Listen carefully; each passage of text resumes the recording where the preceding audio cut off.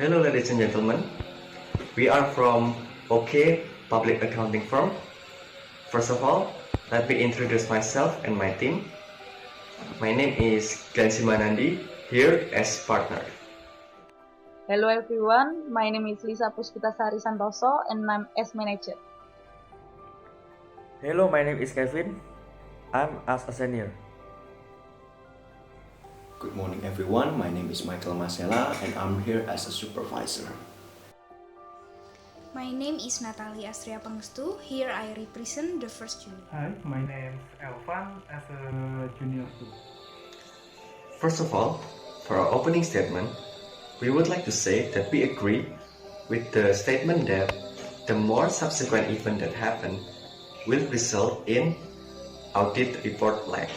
Now, the reason why we agree with this statement is because if the number of subsequent events that happen after reporting period rise, this will result in the rise of the number of proof that comes with it. Either it's new proof or additional proof.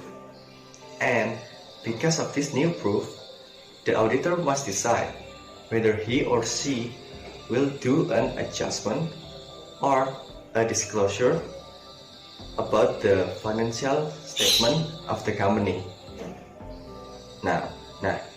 And because of the adjustment or the disclosure, the audit process of the company will become longer, which will result in audit report lag. Now, there are a few factors that create audit report lag. The three main factors that create audit report lag is solvability, profitability, and loss of the company. Nah, terdapat dua kasus di Indonesia yang berkaitan dengan subsequent event dan audit report lag. Kasus yang pertama terjadi pada tanggal 6 Maret 2018 yang merupakan periode setelah tanggal neraca, di mana menurut Pengadilan Niaga Jakarta Pusat, RS Group atau Royal Standard Group dinyatakan pailit atau bangkrut akibat tidak dapat membayar utang-utangnya kepada pihak kreditor. Nah, sebagai pihak kreditor, tentunya merasa merugi karena piutang yang telah diberikan kepada RS Group sebagai debitor gagal untuk ditagih. Nah, auditor dari pihak kreditor ini saat melakukan audit harus melakukan penyesuaian karena adanya kerugian ini. Nah, tentunya kejadian ini akan memperlambat proses audit dari kreditor itu sendiri. Nah, kasus yang kedua terjadi pada tahun 2019 di mana terdapat 24 emiten atau perusahaan yang tercatat di Bursa Efek Indonesia atau BEI yang mendapat sanksi dari otoritas bursa saham karena belum melaporkan laporan keuangannya.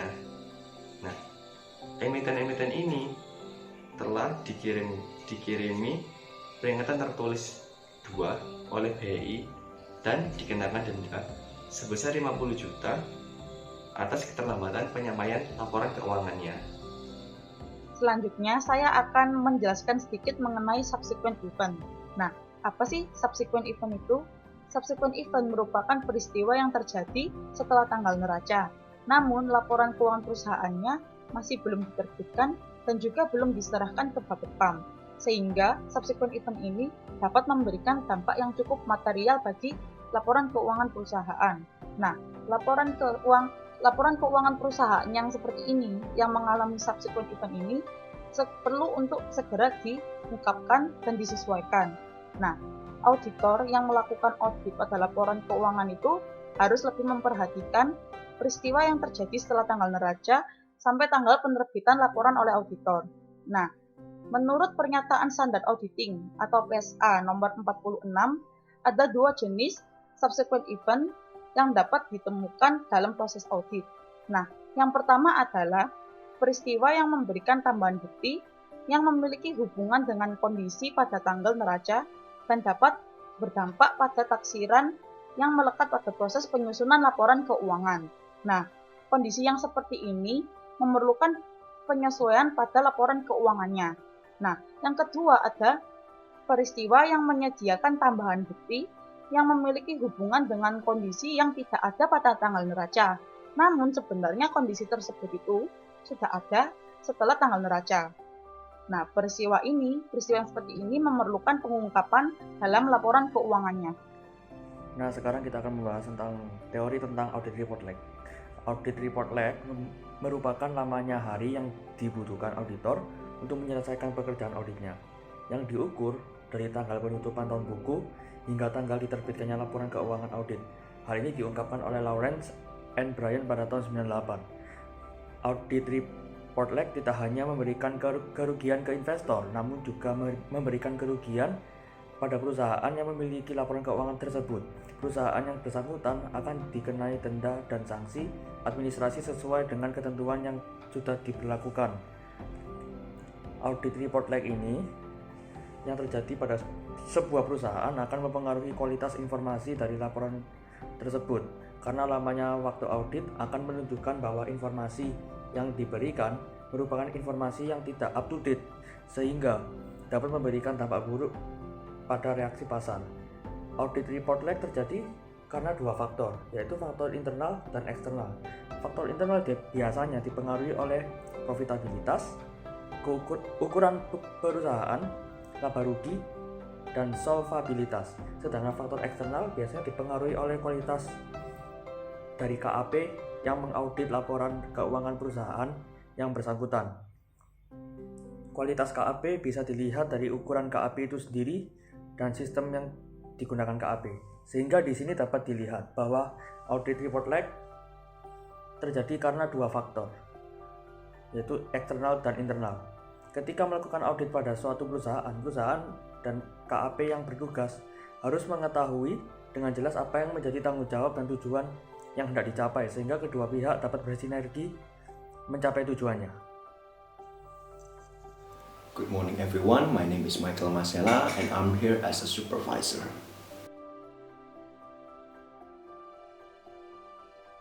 Kita masuk dalam pembahasannya pada tanggal 15 Februari 2020 setelah tanggal neraca. Auditor menemukan bahwa salah satu debitor perusahaan yaitu pada PT X dengan saldo piutangnya yaitu sebesar 10 juta rupiah mengalami kebangkrutan akibat terus merugi, dan setelah melakukan penjualan aset untuk membayar utangnya tersebut diketahui bahwa PT X tidak dapat membayar piutangnya kepada perusahaan yang sebelumnya itu karena penjualan terakhirnya itu terjadi pada tanggal 5 Desember 2019, dan sejak itu penerimaan kas yang didapat dari debitur tersebut itu membutuhkan penyesuaian, dan auditor perusahaan karena kebangkrutan tersebut, debitur ini akan berdampak terhadap taksiran yang melekat dalam proses penyusunan laporan keuangan. Nah, hal ini menyebabkan kerugian bagi perusahaan akibat adanya peluang adanya piutang perusahaan yang tidak dapat ditagih, yang akan memperlambat auditor menjalankan tugasnya karena perusahaan akan berusaha untuk menunda berita buruk tersebut sampai ke publik. Dan ini memang sudah dijelaskan oleh Cahyadi dan Nurkolis pada tahun 2006. Nah, selain itu, perusahaan yang merugi juga cenderung sulit untuk diajak bekerja sama dengan baik selama proses audit. Peristiwa setelah tanggal neraca kedua terkait dengan solvabilitas perusahaan.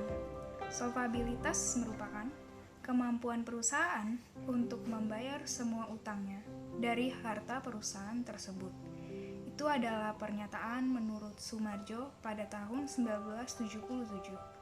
Solvabilitas yang buruk adalah kabar buruk untuk perusahaan, sehingga perusahaan akan berusaha untuk memoles laporan keuangan perusahaan sebelum disajikan. Contohnya, bila pada tanggal 31 Januari 2020 atau setelah tanggal neraca terjadi peristiwa penuntutan hukum kepada perusahaan akibat kecelakaan yang terjadi pada 5 Desember pada tahun 2019. Perusahaan telah memperkirakan akan membayar kewajiban akibat kecelakaan tersebut sebesar 20 juta rupiah. Namun, vonis pengadilan menyatakan bahwa perusahaan harus membayar ganti rugi sebesar 50 juta rupiah. Peristiwa ini bukan hanya merugikan perusahaan, namun juga menjadi berita yang buruk bagi solvabilitas perusahaan, karena utang perusahaan membesar melebihi perkiraan. Hal ini akan menyebabkan keterlambatan pelaporan audit karena perusahaan akan berusaha untuk menahan kabar buruk selama mungkin hingga sampai ke publik. Dan auditor juga perlu melakukan adanya penyesuaian terhadap laporan keuangan perusahaan karena denda sebesar 50 juta rupiah melebihi perkiraan dari Selain kerugian dan solvabilitas, juga dapat terjadi peristiwa lain setelah tanggal neraca yang menyebabkan terjadinya keterlambatan pelaporan audit. Misalnya, pada tanggal 7 Maret 2020, setelah tanggal neraca terjadi peristiwa pemutusan hubungan kerja atau yang dinamakan PHK yang dilakukan perusahaan akibat penurunan penjualan yang disebabkan kebijakan pemerintah terkait penyebaran virus COVID-19. Nah, hal ini menyebabkan karyawan lain melakukan mogok kerja hingga permasalahan ini diselesaikan oleh perusahaan. Peristiwa ini membuat perusahaan berhenti berproduksi yang pada akhirnya akan merugikan perusahaan. Peristiwa ini juga akan memperlambat proses terlaksananya audit dikarenakan perusahaan cenderung memperlambat proses penyampaian berita buruk ini terhadap publik. Dan perlunya dilakukan proses pengungkapan oleh auditor terhadap laporan keuangan perusahaan. Nah, hal ini dilakukan karena peristiwa tersebut tidak mempengaruhi laporan keuangan perusahaan sebelum tanggal neraca. Nah, sesi pertanyaan akan dimulai dari pertanyaan kelompok 2, di mana terdapat 2 pertanyaan. Pertanyaan pertama, apakah terdapat kasus subsequent event di Indonesia yang menyebabkan audit report lag? Jawabannya adalah ada, seperti yang saya jelaskan di awal tadi, yaitu kasus dari kepailitan RS Group yang menyebabkan pihak krediturnya merugi akibat tidak dapat menagih piutang yang telah dia berikan.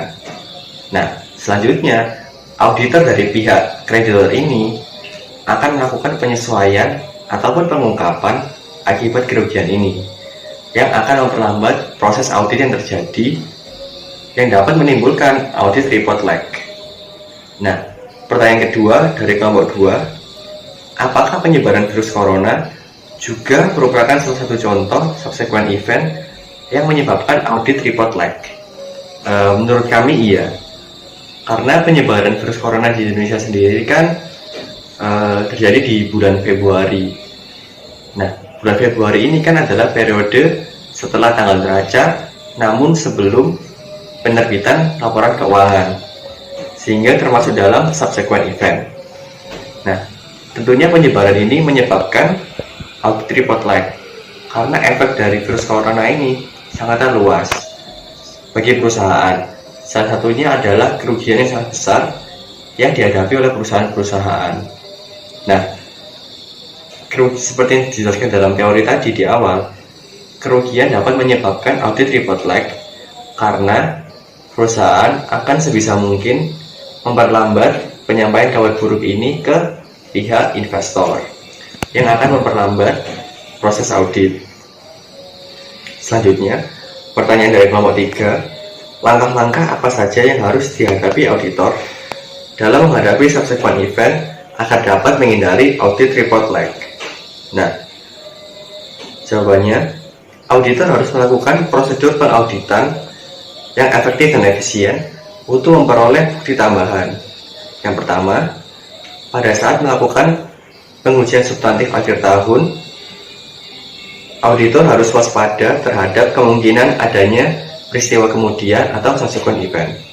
Yang kedua, dengan melaksanakan prosedur pengauditan seperti dinyatakan dalam SA 560.12, di mana pada tanggal akhir pemeriksaan lapangan atau menjelang berakhirnya pekerjaan lapangan. Yang pertama, auditor harus membaca laporan keuangan interim yang terakhir. Yang kedua, mengajukan pertanyaan dan membicarakan dengan pejabat atau eksekutif yang bertanggung jawab atas masalah keuangan dan akuntansi. Yang ketiga, membaca notulen rapat para pemegang saham. Keempat, mengajukan pertanyaan pada konsultan hukum klien tentang adanya tuntutan hukum dan lain-lain. Yang kelima, mendapatkan surat pernyataan dari pejabat yang berwenang. Nah, selanjutnya pertanyaan dari kelompok 5, faktor apa yang paling sering menimbulkan audit report lag? Dan mengapa faktor tersebut menjadi yang paling sering menimbulkan audit report lag tersebut? Nah, menurut kelompok kami, faktor yang paling sering menimbulkan audit report lag adalah kerugian. Kenapa? Karena kerugian adalah masalah utama yang akan dihadapi oleh perusahaan dari tahun ke tahun. Sehingga otomatis kemungkinan masalah ini terjadi atau faktor ini terjadi lebih besar dari faktor yang lainnya. Contohnya faktor solvabilitas perusahaan. Selanjutnya, saya akan mencoba untuk menjawab pertanyaan keempat dari kelompok 6. Nah, pertanyaannya itu ada 3. Pertanyaan pertama, apa yang harus dilakukan oleh auditor jika memang subsequent event yang terjadi itu tepat sebelum hasil audit dikeluarkan? Nah, menurut kelompok kami, pertama-tama auditor itu harus mencari tahu apakah subsequent event yang baru saja terjadi itu menimbulkan bukti baru yang sebelumnya belum pernah ditemukan pada suatu proses audit. Yang kedua, auditor itu juga harus mencari tahu apakah bukti yang sebelumnya ditemukan itu memiliki dampak pada beberapa transaksi. Nah, yang terakhir adalah auditor juga harus mencari tahu apakah bukti yang sudah ditemukan sebelumnya itu memiliki dampak yang cukup material bagi suatu laporan keuangan atau tidak. Nah, menurut kelompok kami, hal ini itu perlu dilakukan oleh auditor supaya auditor dapat memberikan keputusan bagi perusahaan apakah laporan keuangannya itu perlu untuk disesuaikan dan diungkapkan atau tidak. Nah, pertanyaan kedua dari kelompok 6 adalah apakah kejadian tersebut dapat mempengaruhi opini audit? Nah, menurut kelompok kami, hal itu tergantung apakah bukti yang ditemukan itu memiliki akibat yang cukup material atau tidak. Nah, kalau seumpama buktinya itu memiliki akibat yang cukup material, maka hal itu akan mempengaruhi opini yang dikeluarkan oleh auditor. Selanjutnya, saya akan mencoba untuk menjawab pertanyaan kelima dari kelompok 7. Nah, pertanyaannya ada 2. Pertanyaan pertamanya adalah, faktor-faktor apa saja yang dapat menyebabkan laporan keuangan perusahaan mengalami audit report lag? Nah, menurut Aston et al. Dalam Malin that We Are Brilliant, faktor-faktor yang mempengaruhi audit report lag itu ada faktor internal dan faktor eksternal perusahaan. Nah, faktor-faktor yang berasal dari internal perusahaan yang dapat mempengaruhi audit report lag adalah total pendapatan, kompleksitas data elektronik, kompleksitas laporan keuangan, laba, pos-pos luar biasa, umur perusahaan, kompleksitas operasi perusahaan, dan ukuran perusahaan. Nah, sedangkan faktor yang berasal dari eksternal perusahaan yang dapat mempengaruhi audit report lag adalah opini audit, reputasi auditor, dan kualitas auditor.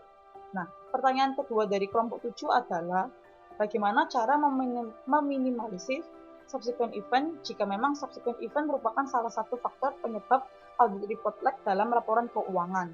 Nah, menurut kelompok kami, caranya adalah dengan menerapkan prosedur pengauditan seperti yang sudah dijelaskan dalam pertanyaan kelompok 3. Nah, saya akan mencoba untuk menjawab pertanyaan ke-6 dari kelompok 8. Nah, pertanyaannya ada 2. Untuk pertanyaan pertamanya adalah, apakah audit report lag itu selalu terjadi?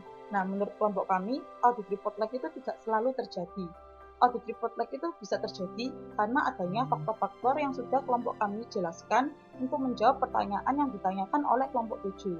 Nah, untuk pertanyaan keduanya adalah, apakah ada upaya untuk menghentikan dan mencegah audit report lag? Jika ada, upaya apa sajakah itu? Lalu, apakah upaya yang dilakukan itu sudah cukup efektif dan efisien? Nah, menurut kelompok kami, ada upaya untuk mencegah terjadinya audit report lag. Nah, upaya yang bisa dilakukan adalah menjalankan prosedur pengauditan oleh auditor seperti yang sudah dijelaskan dalam pertanyaan kelompok 3 untuk prosedur dan upaya yang efektif dan efisien. Selanjutnya, saya akan menjawab pertanyaan ketiga dari kelompok 6. Nah, pertanyaannya adalah, apakah audit report lag akan selalu mempengaruhi keputusan investor?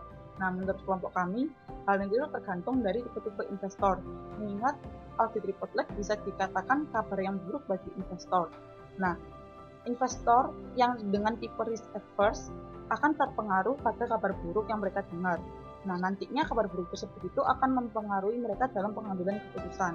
Nah, investor yang risk neutral akan menimbang-nimbang terlebih dahulu kabar buruk ini terhadap kemungkinan risiko yang dihadapi. Nah, baru mereka akan menentukan pengambilan keputusan. Nah, untuk investor yang risk seeking, hal ini tentunya tidak akan mempengaruhi keputusannya.